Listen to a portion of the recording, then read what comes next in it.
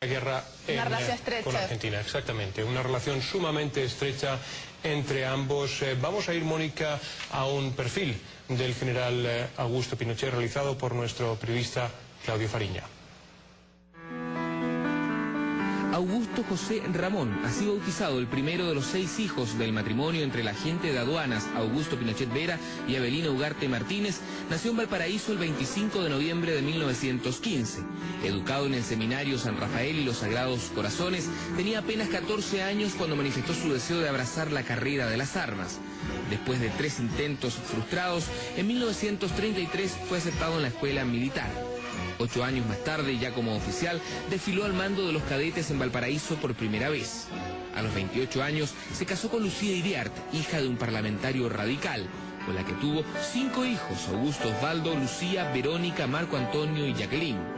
Como capitán de ejército, custodió a los presos políticos en el gobierno de Gabriel González Videla, cuando por primera vez se proscribió a los comunistas. Entre 1956 y 1960 vivió en Ecuador con su familia, en comisión de servicio. Se hizo profesor de geopolítica en la Academia de Guerra, academia que a solo 4 años de regresar a Chile ya le tenía como subdirector. Convertido en general en 1969, el presidente Frei Montalva lo nombró intendente en Tarapacá. En el gobierno de Allende llegaría a ser comandante general de la guarnición de Santiago, y en virtud de ese cargo, edecán de una visita ilustre de ese tiempo, Fidel Castro. En el 72, Pinochet llegaría a ser jefe del Estado Mayor. Cuando el general Carlos Prats ocupaba ministerios en la Unidad Popular, él lo subrogaba al mando del ejército. El 23 de agosto del 73 se convertiría en su sucesor. Para entonces, la planificación del golpe de Estado ya estaba en marcha. Rendición de Salvador Allende. Los militares, una vez en el poder, se distribuyeron los ministerios, 3 por cada rama castrense. El ejército, por su antigüedad, ocuparía un cuarto. Desde un comienzo, el concepto refundacional de sus asesores llevaron a Pinochet a poner en marcha a connotados abogados para que le dieran al país un nuevo orden institucional y económico.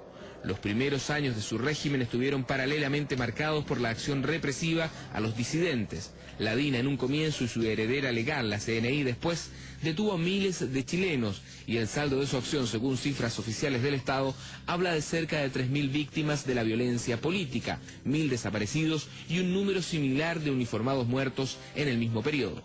Pinochet no toleró tampoco la disidencia interna. En 1978 destituyó al comandante en jefe de la Fuerza Aérea, con quien se había enfrascado desde tempranas horas en pugnas sobre la marcha del país. Ese mismo año vivió, según sus propias palabras, los momentos más amargos de su gestión, ante lo inevitable que parecía un conflicto armado con Argentina, conflicto que finalmente terminaría con un acuerdo de paz sellado por el Papa Juan Pablo II. Su constitución, aprobada en septiembre de 1980, le permitió gobernar por otros 8 años.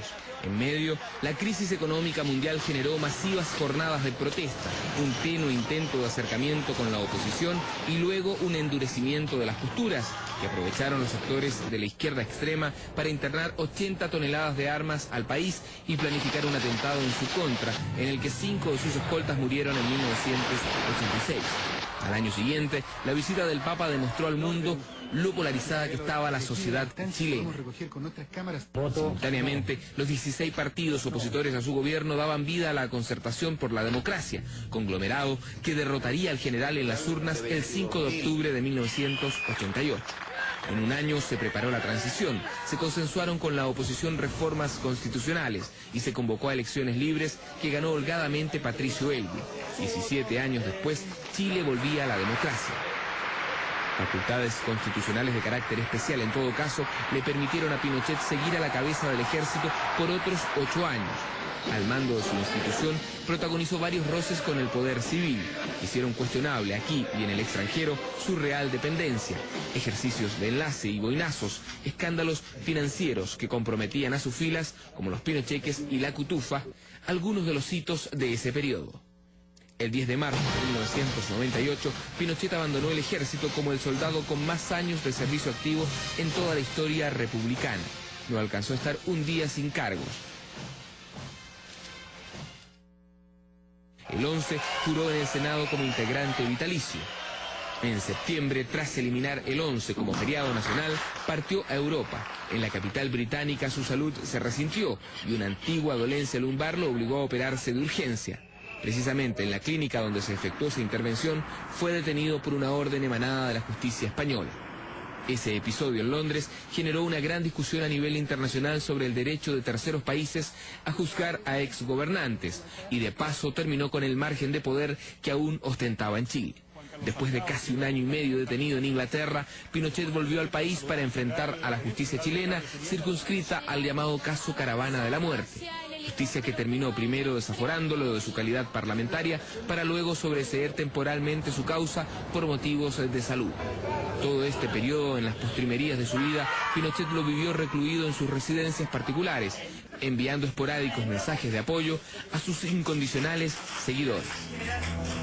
Pero la tranquilidad estaba lejos de llegar a acompañar al general en su vejez.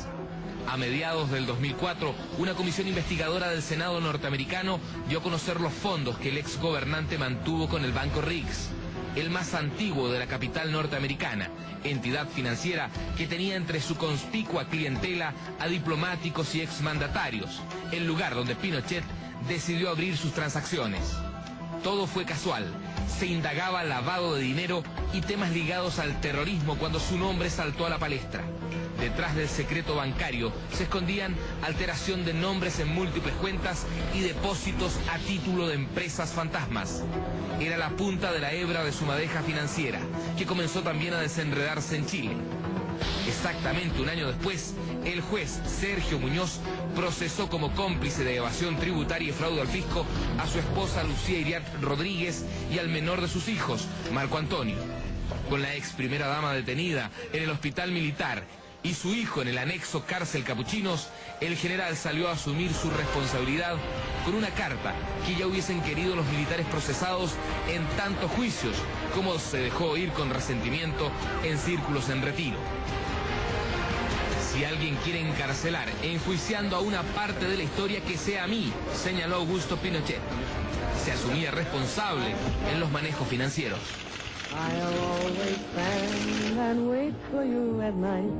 La vida del general Pinochet atravesó prácticamente todo el siglo XX. Esta canción, que él escuchó en tiempos de la Segunda Guerra Mundial y terminó convirtiendo en una marcha de su ejército, Lili Marlene, tal vez refleje lo que muchos consideran indisoluble, su proyecto personal y su ámbito público. Si el general los confundió en más de una oportunidad, solo el tiempo lo dirá. En sus horas finales, desaforado por la Caravana de la Muerte, por la Operación Cóndor y la Operación Colombo, el gobernante que más tiempo en toda nuestra historia dirigió los destinos de Chile, ya se encuentra en sus anales.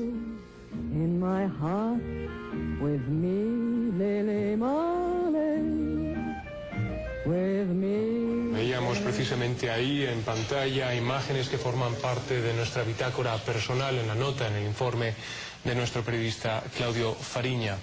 Claro que sí, porque efectivamente más allá de la evaluación que puedan hacer partidarios y detractores, tan contrapuesta esa evaluación que van a hacer y que hacen hoy de Augusto Pinochet, nadie duda que es una figura histórica. Y un solo dato, tal vez anecdótico, pero que da cuenta, Maro, de la importancia que tiene Augusto Pinochet, es que al buscarlo, por ejemplo, por internet, en solo un segundo aparecen 1.730.000 páginas en la web que dan cuenta de él, de quién era, de su figura y de las distintas evaluaciones. Ahí está la dimensión, en definitiva, de su talla histórica, una talla ineludible, tanto verdad para simpatizantes como adversarios de Pinochet. Tenemos más datos que estamos, verdad, reuniendo a medida que va progresando esta información y vamos obteniendo también más reacciones. Pero vamos de inmediato al hospital militar, es allí donde se encuentra nuestro periodista Mauricio Bustamante. Adelante, Mauricio,